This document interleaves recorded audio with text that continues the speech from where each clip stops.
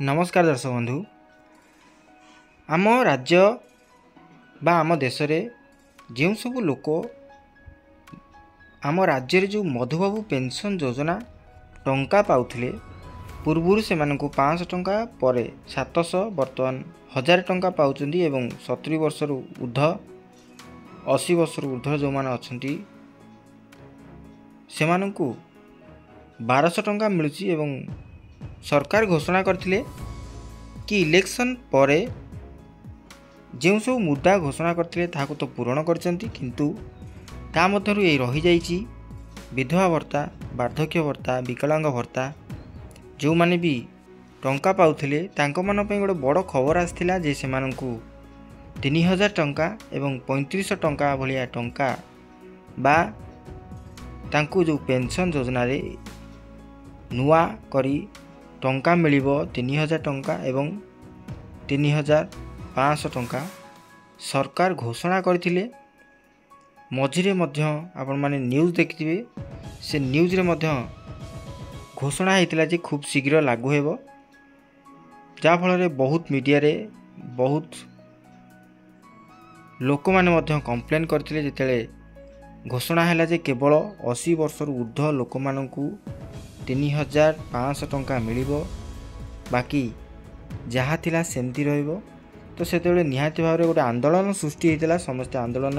करथिले किंतु मु आपण मानकु ए चित्रटी देखौची ए नोटिस टी देखौची आपण मान देखि रखंतु एई मई मास पई आपण माने देखि परथिबे गोटे नोटिस आसीची जे जीए भी टंका पाउचंती विधवा हुअंतु वार्धक्य हुअंतु विकलांग हुअंतु जे माने भी मधुबाबू पेंशन योजना रे टंका पाउचंती बा भत्ता पाउचंती से मानकु एई मासरे केवल एई मासरे हेतिरे संपूर्ण भाव लिखाई मई मास पई अर्थात एई मासर जो भत्ता टंका मिलिबो सेथिरे आपण मानकु 400 टंका अधिका दिया जिवो। सरकार को एटा को घोषणा आपण मान जानि जंती सरकार जेते वर्षा ऋतु आसे वर्षा पई छता जोता एगुड़ी के किनिया पई पैसा दी थांती सेमती खरा दिन चली से खरा दिन को आखिरे रखी छता किनिया पई एवं ठंडा पानीय पीया पई सरकार बोध हुए यही 400 टंका देइचंती। आपण मान जानि जंती जे प्रति वर्ष दुईटी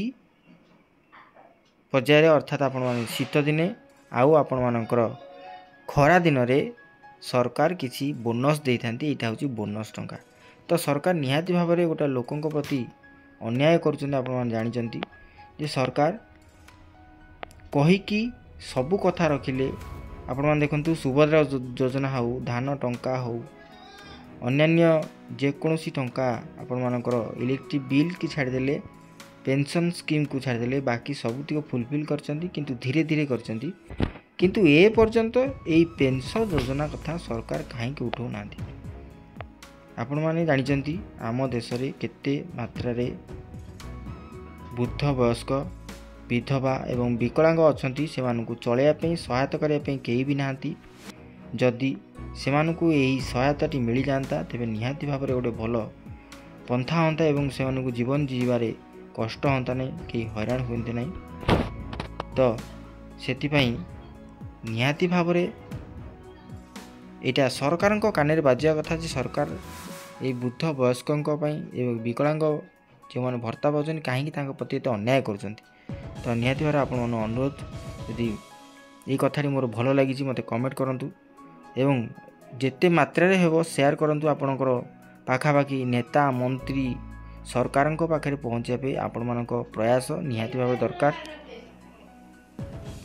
तो तेणु मुझे अनुरोध करुच्ची आपण मैंने निहाती भाव भिडियो शेयर करने सहित लाइक करूँ चैनल को सब्सक्राइब कर बेल आइकन ऑन कर रोची भेट नुआ के भिडियो से विदाय दिंतु कमेंट करने को भूलिए ना केउठार देखुंत।